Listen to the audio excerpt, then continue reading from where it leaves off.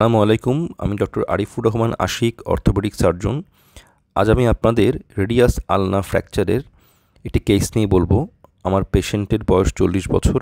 Road traffic অ্যাক্সিডেন্টের কারণে তার হাতের দুটো হাড় রেডিয়াস এবং আলনা ভেঙে যায় এবং পরবর্তীতে আমি দুটি হাড়কে প্লেট এবং স্ক্রু দিয়ে ফিক্স করি অপারেশনের মাধ্যমে।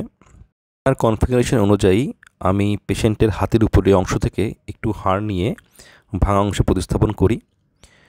3 মাস পরের ফলো আপ, ভাঙার 3 মাস পরে দুটি হাড়ই প্রায় 90% জোড়া খেয়ে গিয়েছে। এর পর পেশেন্ট আমার আন্ডারে প্রায় 3 থেকে 4 মাস ফলো আপে থাকে এবং পেশেন্টের অপারেশনের স্থানটি সম্পূর্ণ শুকিয়ে গেছে এবং পেশেন্টের মুভমেন্ট 3 মাস না 3 মাস হয়ে গেছে। কাজ করেন তো আপটা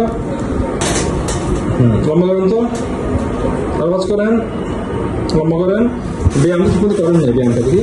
আচ্ছা, আপনার এটা ওখানে একটা আগে থেকে ছিল সুপ্রোনালে ফ্র্যাকচার ছিল আগে থেকে, বাচ্চাকালে কবিরাজ দেখাচ্ছিল যে কানেস্টিভ ডিফর্মিটি হয়েছে এখানে।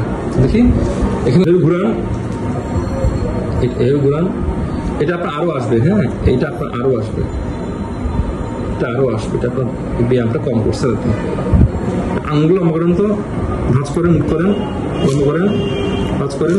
এই জায়গাটা পাইছি, এই জায়গাতে পাইছিলেন, এখানে পাইছিলেন না আচ্ছা, কারণ আপনার এই দুটা হাড্ডিও বাঁকা, আপনার এই দুটা হাড্ডিও এই হাতের মতো না। ঠিক আছে। থ্যাংক ইউ সবাইকে সম্পূর্ণ কেসটি দেখার জন্য।